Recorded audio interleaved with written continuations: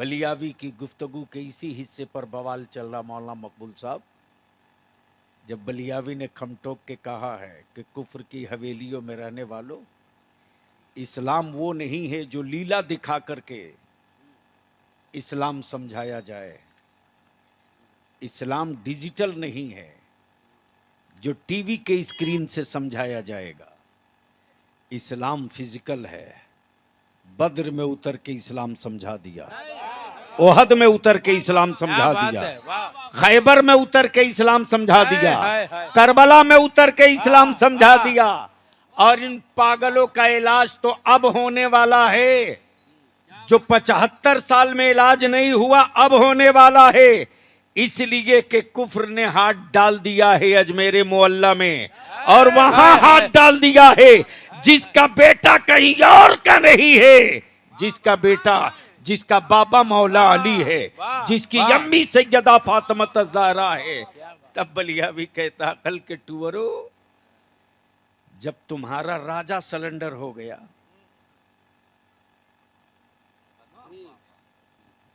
जादूगर सिलेंडर हो गया, तो क्या समझ रहा है मेरे ख्वाजा की खड़ाउन खत्म हो गई है? अभी तो वो इतना तूफान मचा हुआ है कि आई भी परेशान है साहब, कि बलियावी ने जो बोला है पता नहीं क्या करेगा। लेकिन सच्ची बात यह है कि मुसलमानों, मैं तुझसे हाथ जोड़ करके, विनती करके, अपील करके, तेरी नस्लों के लिए, तेरी औलादों के लिए कह रहा हूं रे, अपनी जमीनों के कागज ठीक कर लो और अपनी औलादों को पढ़ाओ। और जिस जमात, जिस कौम, जिस मिल्लत, जिस समाज की जिम्मेदारों का एहसास मर जाए, लाशें दिखेंगी, चलती रहेंगी लेकिन लाश होंगी। सेहत अच्छी होगी लेकिन लाश होगी। चेहरा बड़ा खूबसूरत होगा लेकिन किसी काम का नहीं। फाजिल गिरामी हजरत मौलाना अब्दुल हमीद साहब हबीबी, जिनके दीनी खिदमत में सबसे बड़ी खिदमत ये है कि इस पूरे खित्ते में मसलके आला हजरत का झंडा गाड़ के जिंदगी जिया है, और उसी खिदमत का सिला है कि अल्हम्दुलिल्लाह इस पूरे अतराफ के नामवर शोराई कराम, उलमाए ज़बील एहतराम तशरीफ लाए, और आप हजरात बिस्तर छोड़कर घर से आ गए और इस ठंड में अब तक बैठे हैं। न कोई वाटर प्रूफ पिंडाल है, न कोई खास एहतमाम है। इससे ये अंदाजा लगता है कि अभी एहसास जिंदा है। अब दरूद शरीफ पढ़ लें तो दो तीन बातें अर्ज कर दूं।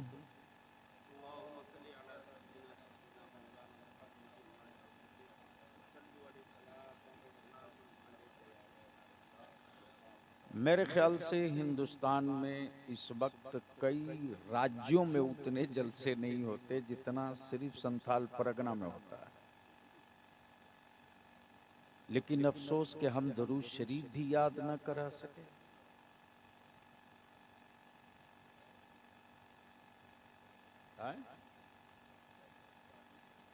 नहीं, माफ कीजिए, सच बोल दूंगा आग लग जाएगी।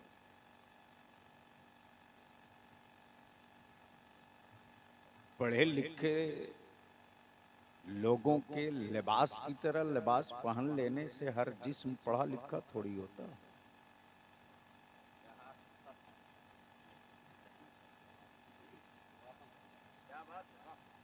लेकिन ये भी तय है कि कोई मार्किन का कपड़ा पहन ले पढ़ा लिखा तो वो जाहिल थोड़ी हो जाएगा। इसी भारत में एक कलंदर था जिसके मार्किन की लुंगी और मार्किन का कुर्ता बादशाहों के जुब्बों दस्तार पर भारी पड़ता था, और उसी मर्द कलंदर का नाम हुजूर मुजाहिद मिल्लत था। लिबासों से पहचान कराना ये बहरूपियों का कैरेक्टर हो सकता है, ईमान से पहचान कराना ये मुस्तफा के गुलामों की आदत होती है। लिबास चाहे जैसा रहे, ईमान खूबसूरत है। अब बस 2 चंद मिनट की गुफ्तगू, चूंकि हाजिरी हो जाए, जहन पर बहुत तनाव है। आने के बाद मेरे उलमा मुझसे सवाल कर रहे थे क्या होगा मस्जिदों का, तो गुस्सा भी आ रहा था, हंसी भी आ रही थी। 25 साल पहले पागल की तरह घूमते रहा बलियाबी मुसलमानों, तुझको समझाने के लिए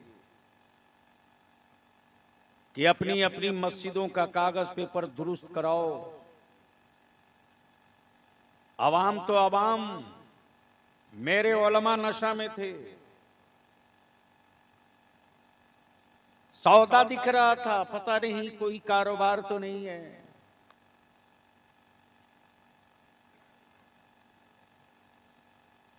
अब हल तलाश रहे हो जब पानी नाक तक आ गया। उस वक्त तो लगता था कि अरे ये पता नहीं क्या है। और मैं ये भी जानता हूं कि फेसबुकिया मुजाहिद, व्हाट्सएपिया गाजी पढ़ेगा नहीं।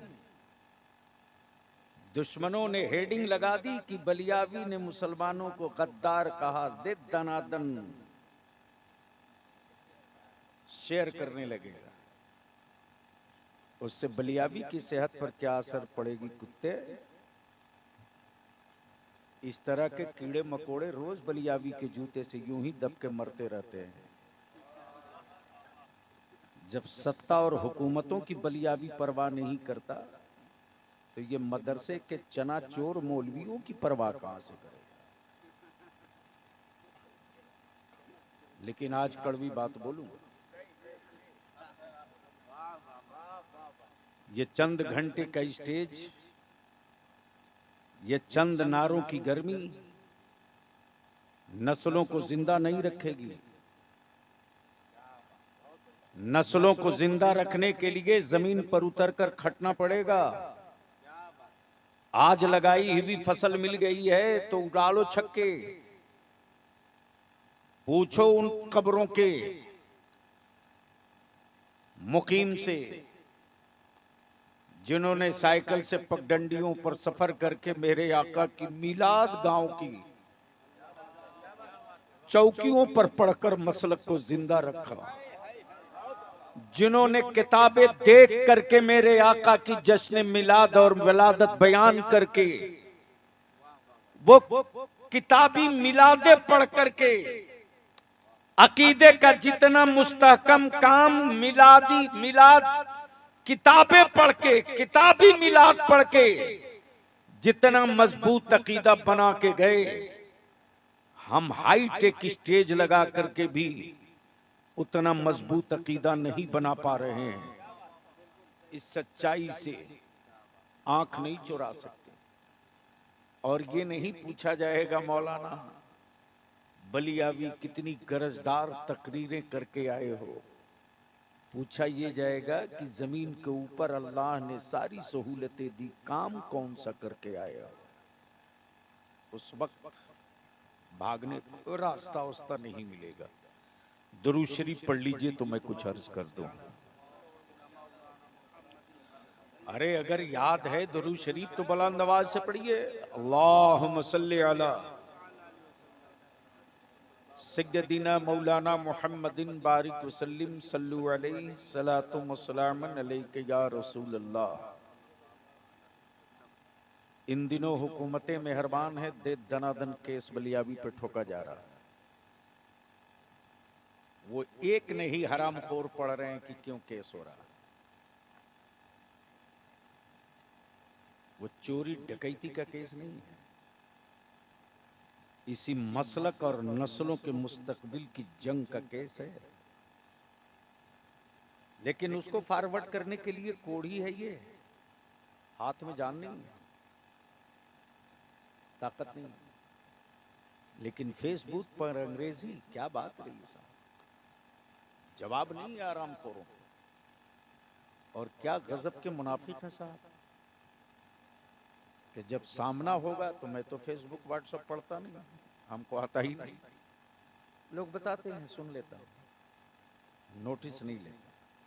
लेकिन आज बलियाबी की गुफ्तगू 10-5 मिनट सुन लो, अगर मर्जी है तो सुधरो, नहीं मर्जी तो भारत में कीड़ों मकोड़ों के मरने के बाद दुनिया गम मनाएगी, तेरी औलादों के मरने के बाद लड्डू बटेंगे तेरे दरवाजे। लिख लो जो मैं कह रहा हूं।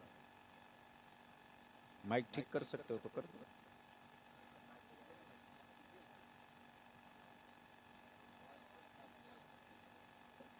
मैं क्या कह रहा हूं कुछ समझ में नहीं आ रहा लोग।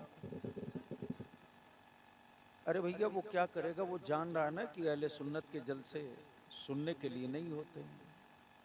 वाह वाह वाह वाह वाह वाह, बस इसी के लिए तो बच गया। बूढ़ी माँ को 100 रुपया देने में सबसे बड़े गरीब हो, लेकिन मौलाना बलियाबी को गड्डी फाड़ के नया नया नोट दिखाओगे। मस्जिद के इमाम की तनख्वाह देने के लिए धरती पर तुमसे बड़ा गरीब कोई नहीं है। और सीधे कहोगे कि इतना महंगा इमाम, लेकिन चंद घंटे की मस्ती के लिए ना आप गरीब हो ना कमजोर हो। एक अपनी औलाद की फीस देने के लिए स्कूल और कॉलेज में, जो तेरी अपनी औलाद है, तेरा अपना खून है, उसको अच्छे स्कूल में पढ़ाने के लिए आप बहुत गरीब हो। ये काम हुकूमत करे, लेकिन कव्वाली हो तो साहब आपसे बड़ा धन्ना सेठ इलाके में कोई नहीं है। मेरी बातें थोड़ी कड़वी लगती हैं, लेकिन आपके गुस्सा और आपके नाराज होने से मेरी सेहत पर फर्क क्या पड़ना है। हम तो अब तकरीर नहीं कर रहे हैं, अपने सीने का बोझ उतार रहे हैं ताकि कयामत के दिन जवाब देने से बच सके। मर्जी आपकी, जो फैसला कर। तो कुछ सुनने का मूड है तो बाबा से बुलंद दुरूद शरीफ पढ़ लीजिए। अल्लाह रब्बु मुहम्मदिन सल्लल्लाहु अलैहि वसल्लम नहनु इबादु मुहम्मदिन सल्लल्लाहु अलैहि वसल्लम। बस सिर्फ एक शेर,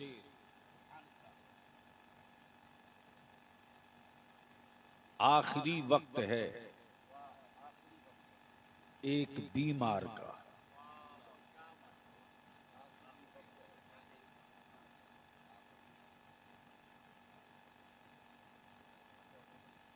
वो क्या करेगा? अरे उसका काम था, मशीन लगाया, घर गया। अब वो फोन करके पूछेगा कि कैसे ठीक होगा।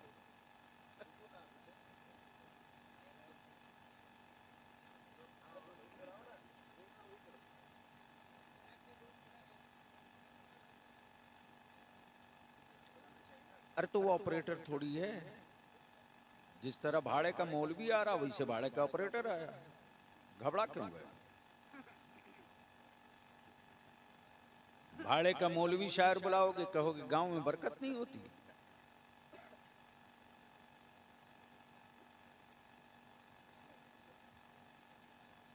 मेरी बातों से किसी को तकलीफ हुआ रहा करे साहब।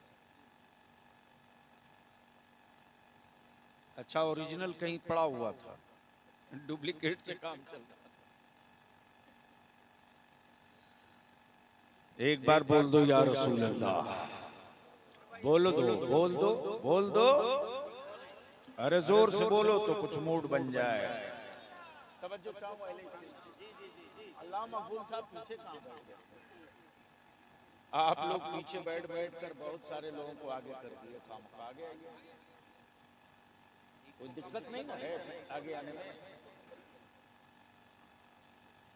अब तो अच्छी गुफ्तगू करने के लिए न स्टेज मिलता है न सामीन मिलते हैं।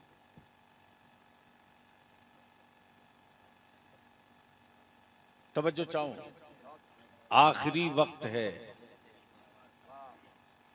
एक बीमार का। दिल लगा लो, शायद यहीं से गुफ्तगू के लिए ज़हन तैयार हो जाए। आखिरी वक्त है एक बीमार का, दिल मचलने लगा शौक दीदार का। अहले इल्म की तवज्जो। आखिरी वक्त है एक बीमार का। अल्लाह अकबर। बीमार तो सभी होते हैं, मौत सभी को आनी है, मोमिन की भी काफिर की भी। एक बीमार मोमिन की चाहत क्या होती है? आखिरी वक्त है एक बीमार का, दिल मचलने लगा शौक दीदार का। बुझ न जाए कहीं ये चरागे सहर, दोनों आलम के सरकार। बुझ न जाए कहीं ये चरागे सहर, बुझ न जाए कहीं ये चरागे सहर, दोनों आलम के सरकार। बस यहीं से समझ ले, सुबह के वक्त का टिमटिमाता हुआ चिराग, जिसको चिराग सहरी कहते हैं, और एक बीमार है। दोनों की कैफियत एक है, दोनों की कैफियत एक है। एक बुझता हुआ चिराग गुजरती हुई रात और अपने वजूद को देखता। उस वक्त लोग देखते हैं कि ये चिराग बुझने के करीब है। इसकी लबें बता रही है, मध्यम पड़ती इसकी रोशनी बता रही है, कमजोर पड़ते इसके उजाले बता रहे हैं, कमजोर पड़ते इसके उजाले बता रहे हैं, मध्यम पड़ती इसकी रोशनी बता रही है। ठीक वही कैफियत एक बीमार की होती है, लेकिन फर्क क्या है? फर्क क्या है? एक वो है जो बीमार पड़ा है, मर के बिस्तर पर है, तो उसकी तमन्ना है बेटा कहां, बीवी किधर है, पोता किधर है, नवासा किधर है। लेकिन जिसके वजूद में मुस्तफा का इश्क और ईमान जिंदा है, उसकी ये तमन्ना कभी नहीं होती कि मेरे खानदान के अफराद किधर हैं। उसकी एक ही तमन्ना होती है कि मेरी सांसें उखड़ने से पहले मुस्तफा का दीदार हो जाए, मेरी सांसें टूटने से पहले मदीने के आका का जलवा दे। आखिरी वक्त है एक बीमार का, दिल मचलने लगा शौक दीदार का। बुझ न जाए कहीं ये चरागे सहर, दोनों आलम के सरकार आ जाइए। अब इसको इसी जगह रोक लो। ये कैफियत कब पैदा होती है, ये जुनून कब जवान होता है, ये शऊर कब बालिग होता है, ये ख्याल रूह में कब दाखिल होता है? तो याद करो, जब आंखें हयादार हो, दिल वफादार हो, रूह सेहतमंद हो, और उसके वजूद की हर सांस की एक मंजिल हो कि सब बनाए गए हैं सब बनाए गए हैं रसूल के लिए, सब बनाए गए हैं रसूल के लिए। मेरी आंखें भी बनी है मुस्तफा के लिए, मेरा दिल भी बना है मुस्तफा के लिए। और जिसके वजूद में ये कैफियत होगी, उसे उसे मर के बिस्तर पर ना अपनी औलाद याद होगी, ना अपनी प्रॉपर्टी याद होगी, ना अपनी जायदाद याद होगी, ना अपनी हुकूमत और रियासत याद होगी, बल्कि उसके सामने एक ही तमन्ना और एक ही शौक होगा। सांसें जाती है तो जाए, दिल की धड़कनें रुकती है तो रुकने दे। मेरी आंखें पत्थर आने से पहले, मेरी आंखें बेनूर होने से पहले रब के महबूब के नूर का जलवा सामने आ जाए। अब इसको इसी जगह रोक लो प्लीज भैया, इसको हटा दो ना, हम पर रहम कर दो। क्यों ऐसा कर रहा हूं? हमसे क्या दुश्मनी है? नहीं नहीं, हमसे क्या दुश्मनी है? आप नहीं नहीं, मैं वो कोई पेशावर खतीब नहीं हूं यार। आज तक किसी सेठ की तिजोरी की औकात नहीं जो बलियावी का नजराना तय कर ले। ये मेरे उलमा की जिद थी और एक आलिम की दीनी खिदमत की जब बात मालूम हुई तब मैंने कहा किसी भी कीमत पर पहुंचूंगा, वरना जलसों के लिए मैं जिंदा थोड़ी ही रखा गया हूं। जो काम मेरे जिम्मे मैं कर रहा हूं। मालूम है कि घन गरज की तकरीरों से क्या होना है। चंद मिनट के नारे लगे, कहानी खत्म। सुबह सवेरे वही मस्जिद में 3 नमाजी, मोहल्ले में मुसलमानों के मोहल्ले में वही नशाखोरी, वही आवारागर्दी। बचा क्या है? चिल्ला रहा हूं बरसों से, अपनी औलादों के साथ गलत मत करो। दुनिया के और सूबों के लड़के और लड़कियों को देखो, लेकिन ये लानत आ गई है संथाल परगना में मुसलमानों के माहौल में। उम्र हुई नहीं शादी के लायक, निकाह कर दिया। समझ ही में नहीं आया कि यह बच्चा जवान कब हुआ, बुढ़ा कब हो गया। दूसरी लानत चल पड़ी है कुछ हरामखोरों ने, हम दो हमारे दो का नारा लगाना शुरू किया। तेरी क्या औकात जो तू खुद अपना पेट नहीं पाल सकता, अल्लाह की दी हुई नेमत और जिंदगी को तू क्या पालेगा? लेकिन इस लानत पर कोई गुफ्तगू नहीं हो रही, इसको कैसे रोका जाए। फिर तहरीक बेदारी जनवरी से शुरू हो रही, लगा हूं पूरी ताकत के साथ। बस व्हाट्सएप फेसबुक में लगे रहो।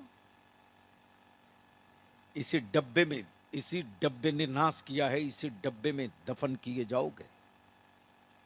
चीखते रहोगे तेरी मस्जिदें हाथ से निकल जाएंगी, चिल्लाते रहोगे तेरे मदरसे हाथ से निकल जाएंगे। या तो मदरसों का नाम बदलना पड़ेगा, या तो मदरसों का नाम बदलने से पहले आज की तारीख में अपने आप को बदल लो। चीखते रहे रजिस्ट्रेशन कराओ, कागज मुकम्मल करो, कोई होश नहीं।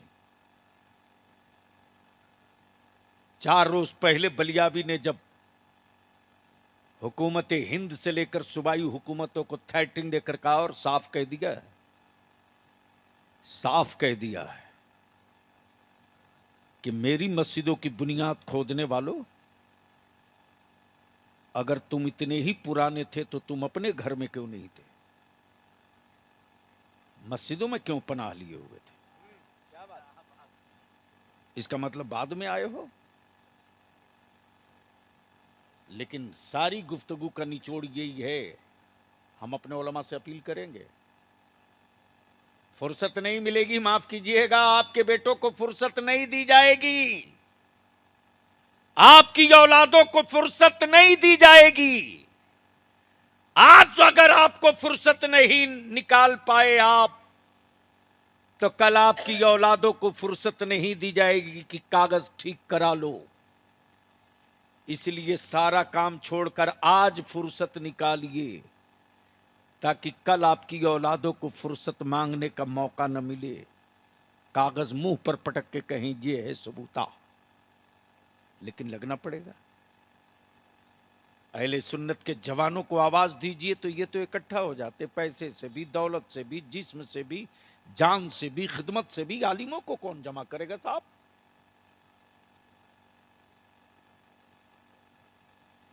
गांव में चास करने वाले को फुर्सत निकल जाती है अल्लाह और उसके रसूल के लिए। पत्थर काटने वाले मेरे बच्चों को फुर्सत निकल जाती है दीन और सुन्नियत के लिए। दुकान पर काम करने वाले बच्चों को और लोगों को फुर्सत निकल जाती है नामूसे रिसालत के लिए, लेकिन हजरत लोगों को फुर्सत नहीं है। माफ कीजिएगा, इसमें कसूर मेरी आवाम का नहीं। इंदल्लाह इंद रसूल सबसे ज्यादा सख्त बाज पुरसम से होगी, उलमा से होगी। आप क्या कर रहे थे? आप क्या कर रहे थे? अब बस इसको जहन को यहीं रोक लो और गुफ्तगू का वो हिस्सा बुझ न जाए कहीं। सुनोगे तो बोलना पड़ेगा, जोर से जोर से जोर से, अरे मोहब्बत से बोल दो। तब बलियावी कहता है रईसुल कलम अल्लामा अरशदुल कादरी सिर्फ आलिम नहीं थे, बल्कि ये आरिफ का कलाम है। आलिम का नहीं, आरिफ का कलाम है। बुझ न जाए कहीं ये चरागे सहर, दोनों आलम के सरकार। आए है, क्या भरोसा है साहब, क्या इत्मीनान है, क्या मसीहाई। मसीहाई के उस वजूदे नाज को किस अदा के साथ एक आरिफ पुकार रहा है, बुझ न जाए कहीं ये चरागे सहर, दोनों आलम के सरकार आ जाइए। यानी ये बता रहा है रईसुल कलम का, रईसुल कलम का जज्बे शौक ये बता रहा है या रसूल अल्लाह अलैहिस्सलाम, मौत से पहले एक बार देख लो, कब्र में आसानी के साथ मुस्तफा मैं आपको पहचान सकूं। बुझ न जाए कहीं ये चरागे सहर, दोनों आलम के सरकार आ जाएंगे। काफिर की रूह, मोमिन की रूह, काफिर की रूह खौफ में, मोमिन की रूह मस्ती में, काफिर की रूह अजियत में, मोमिन की रूह सेहत में। क्यों? क्यों? इसलिए कि एहसास जिस्म का मरना ये जुर्म नहीं, रूह का एहसास का मरना ये जुर्म है। अब इसको इसी जगह आखिरी गुफ्तगू के आखिरी हिस्से के तौर पर इस्तेमाल कर ले। बुझ न जाए कहीं ये चरागे सहर, दोनों आलम के सरकार आ जाएंगे। बस तसब्बुर में रखो, अभी ये जनाब हबीबुल्लाह फैजी साहब, नदीम रजा फैजी, मुबारक हुसैन मुबारक साहब, ये लोग जो जा रहे हैं उम्रा करने के लिए मदीने तैयबा, मेरे आका करीम के रोज़े अतहर पर जाएंगे। ये मौलाना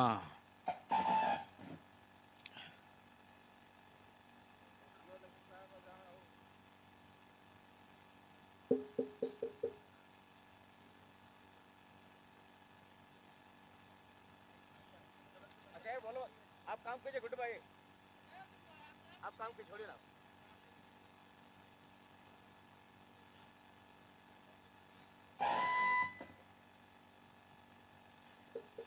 चलो भैया जैसे है।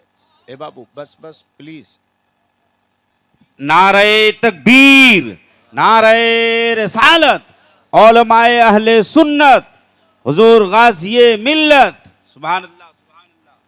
बस जहन में ये रखें, बुझता हुआ चराग, उखड़ती हुई सांसें, एक बीमारी इश्क है और बिस्तरे अलालत पर है। जिस्म का हर हिस्सा जवाब दे चुका है और अब अंदर का यकीन बोल पड़ा है कि अब मेरी सांसें थमने वाली हैं। उस वक्त एक बीमारी एक एक एक एक बीमारी मुस्तफ़ा की क्या कैफियत होती है। और याद रख लो, मुख्तसर मुख्तसर और 2 जुमले में मसलके आला हजरत, चादर, उर्स, गागर, संदल, ये निशानी है, ये निशानी है। असल जो रूह है मसलके आला हजरत की, वो मुस्तफा का इश्क है, वो रसूल की मोहब्बत है। वो मोहब्बत इस कदर गालिब रहे, इस कदर गालिब रहे कि औलाद भी कुर्बान कर दिया जाए नबी पर, दौलतें भी कुर्बान कर दी जाए नबी पर, हर सांस कुर्बान कर दिया जाए नबी पर। और जब यह कैफियत होती है, उस वक्त उस बीमारे मदीना की अजमत और रिफात का आलम यह होता है कि फरिश्ते मुंतजिर रहते हैं उसकी पाकीज़ा रूह को लेने के लिए। इसलिए बस यहां रुक कर हजरत मौलाना अब्दुल हमीद साहब हबीबी, अल्लाह ताला करवट करवट जन्नत अता फरमाए।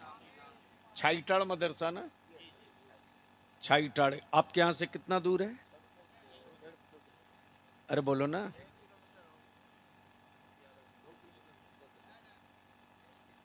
अरे झगड़ा मत करो भाई, 1 किलो हो कि 2 किलो हो, चलो बस इतने ही दूर मान लो कि आप चाय पीने जाते हो, बस। मुसलमान और झगड़ा ना करे, ये हो ही नहीं सकता। जब नाली की जमीन के लिए 3 पुश्त तक मुकदमा लड़ता है मुसलमान में, वो तो 1 किलोमीटर है, कई गांव मिलके लड़ जाएगा। क्या हाजी साहब, ये गलत है? मौलाना कमरुद्दीन साहब, कैसा गजब जिद्दी मुसलमान है साहब। यानी मरते रहता है, बिस्तर पर होता है तो अपने पोता को बुलाकर बोलता, देख फलाने के बाप से हमने लड़ा और उसके बाप से मेरे बाप ने लड़ा। ये नाली की जमीन का मसला नहीं, ये खानदान की इज्जत का मसला है। 1-1 डिसमिल बेचना पड़े तो बेच देना, लेकिन आखिरी सांस तक लड़ना। बोलो सही है कि गलत? अरे बोलो ना, शर्म आती है कि नहीं?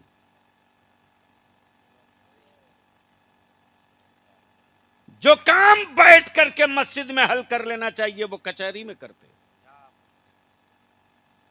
अरे शुक्र करो कि चंद फकीर पैदा हो गए संथाल परगना में। उन फकीरों ने अपनी नस्लों की रोटी की खेती नहीं की। अहले सुन्नत की वो फसलें बाहर उगा के दुनिया से रुखसत हुए कि आज उन आबादियों में कोई मौलाना पहुंचे न पहुंचे, उन फकीरों ने नबी कौनैन का इश्क और बरेली के इमाम का मसलक और अकीदा बरसों पहुंचा दिया है। और आज उसका असर ये है कि गांव का बूढ़ा जो खेत में चाष करता है, वो शक्ल देख करके पहचान लेता है कि ये मुस्तफा की मिलाद वाला मौलवी है या मुस्तफा की मिलाद के बगावत वाला मौलवी है। आंखों में ये चमक दे दी उन बुजुर्गों ने। माना चंद थे, हजरत मौलाना जमाल साहब हबीबी, अल्लाह ताला गरीक़ रहमत करे उस आलिम पर, रईसुल कलम का चहीता, उन्हीं के जुमरे और उन्हीं के हमअस्र, उन्हीं के साथियों में हजरत मौलाना अब्दुल हमीद साहब हबीबी। माना कि उन्होंने बुखारी नहीं पढ़ाया, माना कि उन्होंने तिरमिजी नहीं पढ़ाया, लेकिन इतना काम तो कर दिया कि बुखारी पढ़ने वाले मदरसे में जाने के लिए एक छोटा कारखाना तैयार कर दिया। क्या बात है। तिरमिजी पढ़ने वाले मदरसों में जाने के लिए एक छोटा कारखाना तैयार कर दिया। यानी अपनी मिल्लत की औलादों को ऐसा मटेरियल बना दिया कि वो ढलेगा तो रजा के मसलक के ही सांचे में ढलेगा, किसी दूसरे के सांचे में नहीं ढलेगा। वाह वाह वाह। इससे बड़ी खिदमत क्या है साहब। बस आखिरी बात अर्ज कर दूं, उन्हीं के ईसाले सवाब के लिए आज की महफिल है।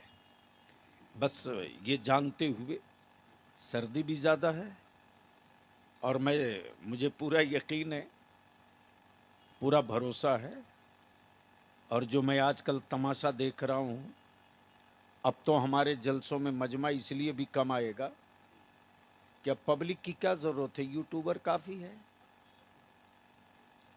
हाँ, अब तो यूट्यूब पर घर में बैठ के लोग सुन लेंगे। अरे कल ये वही लोग हैं जो यूट्यूब के जरिए तरावी भी पढ़ाने की बात कर देंगे।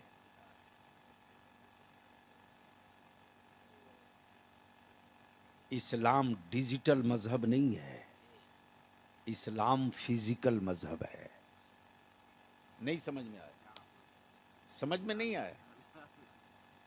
डिजिटल वो है जो तेरे मोबाइल में है, और फिजिकल वो है जो रुकू, सजदा, क़ुऊद, क़याम। बलियावी की गुफ्तगू के इसी हिस्से पर बवाल चल रहा मौलाना मकबूल साहब, जब बलियावी ने खमटोक के कहा है कि कुफ्र की हवेलियों में रहने वालों, इस्लाम वो नहीं है जो लीला दिखा करके इस्लाम समझाया जाए। इस्लाम डिजिटल नहीं है जो टीवी के स्क्रीन से समझाया जाएगा। इस्लाम फिजिकल है। बद्र में उतर के इस्लाम समझा दिया, ओहद में उतर के इस्लाम समझा दिया, खैबर में उतर के इस्लाम समझा दिया, करबला में उतर के इस्लाम समझा दिया। और इन पागलों का इलाज तो अब होने वाला है, जो 75 साल में इलाज नहीं हुआ अब होने वाला है। इसलिए कि कुफ्र ने हाथ डाल दिया है अजमेर मोहल्ला में, और वहां हाथ डाल दिया है जिसका बेटा कहीं और का नहीं है, जिसका बाबा मौला अली है, जिसकी अम्मी सैयदा फातिमा ज़हरा है। तब बलिया भी कहता, कल के टूअरो, जब तुम्हारा राजा सिलेंडर हो गया,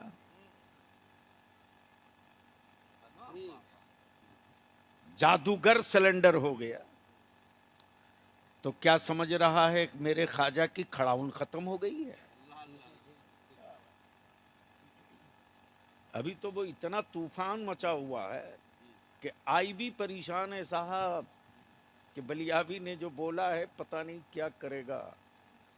लेकिन सच्ची बात यह है कि मुसलमानों, मैं तुझसे हाथ जोड़ करके, विनती करके, अपील करके, तेरी नस्लों के लिए, तेरी औलादों के लिए कह रहा हूं रे, अपनी जमीनों के कागज ठीक कर लो और अपनी औलादों को पढ़ाओ।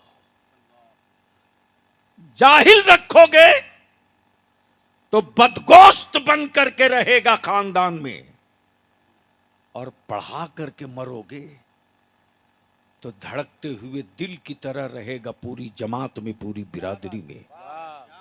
और पूरी बिरादरी जिस्म होगी और तेरी औलाद उस जिस्म की धड़कन होगी। इसलिए मैं विनती करके कहूंगा, पढ़ाओ अपनी औलादों को।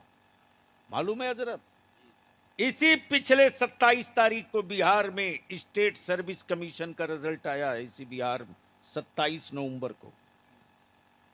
उन हरामखोरों को क्या पता कि बलियावी क्या कर रहा है किसके साथ, जिसका बाप सियासत की हिज्जे नहीं जानता। 29 बच्चे हमारे 29 अब भी ऑफिसर बने हैं, 29,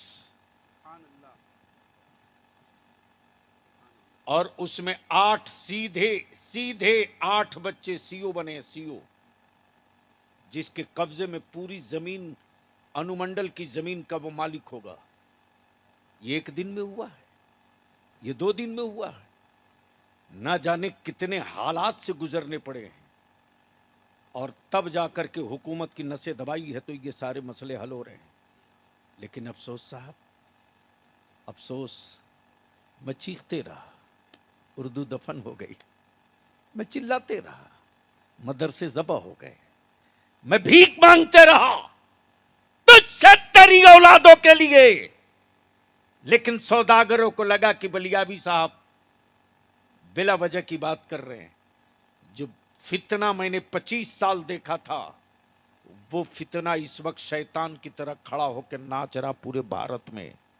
अब भी वक्त है, मस्जिदों की जमीन का कागज ठीक करो, मस्जिदों की जमीन का पेपर दुरुस्त करो, और कोई कागज नहीं है तो आसानी के साथ राइट टू इंफॉर्मेशन के जरिए खसरा खतियान दे करके सूचना के अधिकार से मांग लो कि अब भी इस वक्त इतने खाता, इतने प्लॉट और इतने खसरा में अब भी इस वक्त क्या है। तो जब आएगा सर्किल ऑफिसर देखेगा मस्जिद, वो लिख के दे देगा अब भी यहां मस्जिद है, ठप्पा और मोहर लग जाएगा, एक सबूत हो जाएगा। लेकिन इसके लिए करना पड़ेगा, मस्जिद के सिगरेटी को, मस्जिद के मुतवल्ली को, वरना हर उस सूबे में तूफान खड़ा होगा जो सूबा सुकून के साथ जी रहा है, और कोई हुकूमत तेरी पीठ पर खड़ा नहीं होगी। इसलिए कि आपके वोट से सबको प्यार है, आपकी नस्लों से किसी को कोई हमदर्दी नहीं है। आपको खुद खड़ा होना पड़ेगा। हजरत मौलाना अब्दुल हमीद साहब ने सबसे बड़ा काम ये किया कि घर घर से बच्चों का चंदा कर लिया, एक तहरीक चलाई, आलिम बनाओ, हाफिज बनाओ, मौलाना बनाओ। जाहिर सी बात है, बरसों पहले किसी कलंदर ने मुस्तफ़ा के दीन के मुबल्लिग बनाने का एक कारखाना छोटा सा डाला था, और आहिस्ते आहिस्ते उसी कारखाने से निकलकर कोई फैजुल उलूम जमशेदपुर गया, कोई हनफिया गरीब नवाज गया, कोई गदारे शरिया गया, कोई इल्जामतुल अशरफिया गया, कोई मंजर इस्लाम गया, कोई जामतुर रज़ा गया, और पढ़ करके जो बहार निकली है, तो आज पूरे हिंदुस्तान के हर स्टेज पर खतीब है तो संथाल परगना का, शायर है तो संथाल परगना का, मुदर्रिस है तो संथाल परगना का, नाजिम है तो संथाल परगना का। क्या ये एक दिन में हुआ है? किसी प्रोफेसर ने किया है, किसी मास्टर ने किया है, किसी टीचर ने किया है? नहीं, ये वही किया है जिसके सीने में दर्द था मुस्तफा के दीन का, जिसके सीने में धड़कता दिल था नबी के आशिक का, जिसके वजूद में गर्मी थी मसलके आला हजरत के फरोग और इस्तेहकाम की, और जो इस जज्बे के साथ अपनी जिंदगी गुजारा, उसी आलिम का नाम हजरत मौलाना अब्दुल हमीद हबीबी रहमतुल्लाहि ताला अलैह। अल्लाह तबारक व ताला उनकी तुरबत पर, उनकी कब्र पर रहमत व नूर की बारिश बरसाए। और पीर भी मुंतखब किया, तो क्या लाजवाब पीर मुंतखब किया, क्या बात रही साहब। आला हजरत से कितना करीब का सिलसिला है, कितना करीब का सिलसिला है, कितना करीब का सिलसिला है। यानी हुजूर मुजाहिदे मिल्लत उनके खलीफा जो आला हजरत के अपने लख्ते जिगर हैं, अपने लख्ते जिगर हैं, यानी सीधे दादा पीर आला हजरत, दादा पीर आला हजरत। वो भी चाहते तो इस इलाके में खानकाह खोलकर बहुत सारा मुरीद कर लेते। आजकल तो बस दो ही चीज है, दो ही चीज है कि जहां कोई नहीं जा रहा वहां ये हजरत लोग हाजिर हैं, और एक से एक हरामखोर टाइप के दलाल पैदा हो गए हैं।